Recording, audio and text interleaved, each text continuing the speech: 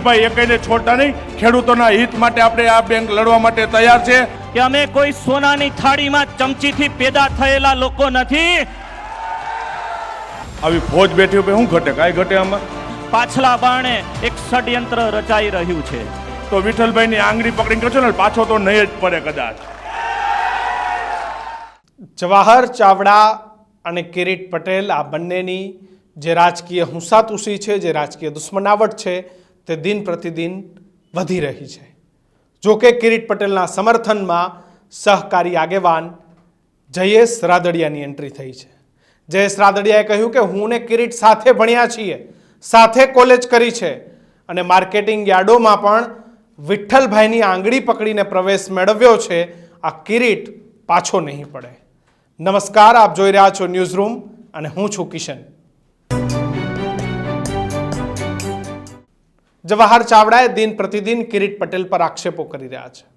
આક્ષેપો એ ભારતીય જનતા પાર્ટીના કાર્યાલયની વાત હોય, ત્યાંની સહકારી મંડળીઓ, સહકારી બેંકોમાં થતી ભરતીઓની વાત હોય કે પછી જૂનાગઢમાં થયેલા ગેરકાયદેસર બાંધકામની વાત હોય, તમામ મુદ્દે જવાહર ચાવડા એ કિરીટ પટેલ પર વરસી રહ્યા છે અને કિરીટ પટેલને ભ્રષ્ટાચારી, કિરીટ પટેલને એક જ વ્યક્તિ અનેક હોદ્દા વગેરે વગેરે ચિત્રોમાં ચિતરી રહ્યા છે।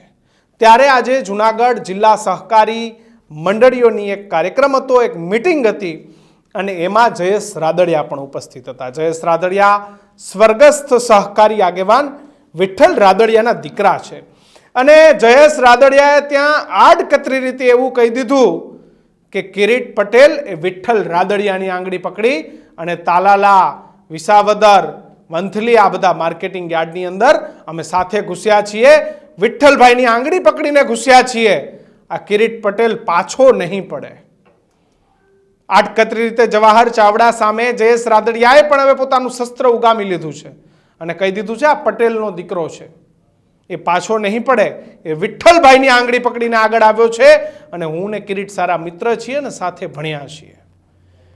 આડકતરી રીતે જયેશ રાદડિયાએ જવાહર ચાવડાને સણસણતો જવાબ આપી દીધો કે આ મંડળીની અંદર ગેરરીતિ થઈ છે, અમારા ખેડૂતોના પૈસા અમારા આમાંથી ખવાઈ ગયા છે, આનો હિસાબ નથી મળતો અને મારે ગૌરવ લેવું પડે બેંકના ચેરમેન કિરીટ પટેલનું। હજી હું એને ફોન કરું, એ પહેલાં કાર્યવાહી કરી દેવામાં આવી હતી। આ જુનાગઢ જિલ્લા બેંકના ચેરમેનનો છે અને પાછો ન પડે એટલા માટે ઓળખું છું, કારણ મારો તો મિત્ર છે કિરીટ પટેલ। કોલેજની અંદર અમે બે સાથે ભણ્યા છીએ, સાથે રાજનીતિ અંદર શરૂઆત કરી છે અને સહકારી ક્ષેત્રમાં પણ હું રાજકોટ જિલ્લામાં પ્રવેશ કર્યો હોય અને તાલાળા માર્કેટિંગ યાર્ડમાં કર્યો હોય તો વિઠ્ઠલભાઈની આંગળી પકડીને કરશો ને પાછો તો નહીં જ પડે કદાચ। મારી વિનંતી છે કિરીટભાઈ જુનાગઢ જિલ્લા બેંકના ડિરેક્ટરોને કે આવી ગામડાની અંદર ખેડૂતોના પરસેવાના પૈસા જો જે આ મંડળીનો પ્રમુખ આવી ગેરરીતિ કરતો હોય, એનો મંત્રી કરતો હોય કે બેંકનો કર્મચારી, કિરીટભાઈ એકઈને છોડતા નહીં। ખેડૂતોના હિત માટે આપણે આ બેંક લડવા માટે તૈયાર છે।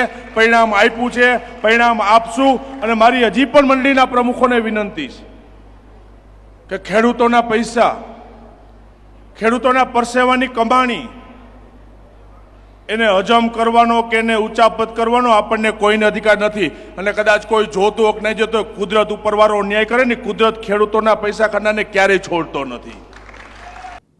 જયેશ રાદડિયાએ આડકતરી રીતે જવાહર ચાવડાને માપે રહેવાનું કીધું તો બીજી તરફ કિરીટ પટેલ પણ આજે ખુલ્લીને જવાહર ચાવડા પર આડકતરી રીતે વરસ્યા।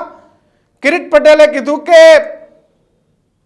અમે કોઈ એવા મોટા ખાનદાનમાં નથી જન્મ્યા, અમને વારસામાં નથી મળ્યું ભાઈ આ બધું, અમે મહેનત કરી છે, આંબાના ઝાડ નીચે દૂધ, રોટલા, છાસ ખાઈને અમે મોટા થયા છીએ, અમે ખેડૂતોની વચ્ચે મોટા થયા છીએ। અને આજકાલ કોંગ્રેસ પાર્ટીના ને અન્ય પાર્ટીના, એમને ભાજપનું નામ ન લીધું, અન્ય પાર્ટી કરી। અન્ય પાર્ટીના એટલે કોણ? જવાહર ચાવડા। અન્ય પાર્ટીના લોકો અમારી પર આક્ષેપ કરે છે, આમ કરે છે, તેમ કરે છે। ભાઈ અમને કોઈ પારિવારિક રીતે રાજનીતિ નથી મળી, અમે સામાન્ય માણસમાંથી, સામાન્ય પરિવારમાંથી અહીંયા આવ્યા છીએ। સોરઠના એક પણ ખેડૂતનું અમે ખોટું નહીં થવા દઈએ। આજે અમુક લોકો દ્વારા, અમુક કોંગ્રેસ પાર્ટી અને અન્ય પાર્ટીઓ દ્વારા જૂનાગઢ જિલ્લા અને આ ત્રણે ત્રણ જિલ્લાના સહકારી સંસ્થાઓને હડપ કરવા માટેનું જે કારસ્તાન સહકારી ક્ષેત્ર સાથે જોડાયેલા રાત દિવસ ખેડૂતોની સેવા કરનારા એવા વ્યક્તિઓ ઉપર જ્યારે થઈ રહ્યું છે, ત્યારે આ પાર્ટીના લોકોને પણ હું જવાબ આપવા માંગુ છું કે અમે કોઈ સોનાની થાળીમાં ચમચીથી પેદા થયેલા લોકો નથી. અમે કેરીની આંબાની ડાળ નીચે દૂધ અને રોટલી ને છાશ ખાઈને પેદા થયેલા લોકો છીએ. અમારા બાપે મજૂરી કરી છે. અમે કોઈ એવું કામ નહીં કરીએ કે જેથી સોરઠના ખેડૂતોનું માથું ઝૂકી જાય. અમે એવું કામ કર્યું છે કે જેથી સોરઠના ખેડૂતોનું માથું ઊંચું થઈને સાબિત થાય. મારે આપ સૌને નમ્ર અપીલ કરવી છે કે આપણો જુનાગઢ માર્કેટિંગ યાર્ડ હોય કે જુનાગઢ જિલ્લા સહકારી બેંક હોય કે સાવજ ડેરી હોય કે અન્ય માર્કેટિંગ યાર્ડ હોય, આ તમામ સહકારી સંસ્થાઓ ઉપર કોંગ્રેસ પાર્ટી અને અન્ય પાર્ટીના લોકોએ તડાપ મારી નેન કેન પ્રકારે બદનામ કરવા માટેનું પાછલા બાણે એક ષડયંત્ર રચાઈ રહ્યું છે. આપણે જે રીતે ગુજરાતના વીર પુરુષ નરેન્દ્ર મોદી સાહેબ જ્યારે ગુજરાતના મુખ્યમંત્રી હતા, આજે દેશના વડાપ્રધાન બન્યા. 2001માં એમના મુખ્યમંત્રી શાસન પછી પણ ઘણા લોકોએ આપણા દેશના ગૌરવ સમાન પ્રધાનમંત્રી ઉપર કાદવ કિચડ ઉછાળવાનું કામ કર્યું હતું, પરંતુ એમણે માત્ર ને માત્ર ગુજરાતના લોકોનું હિત જોયું.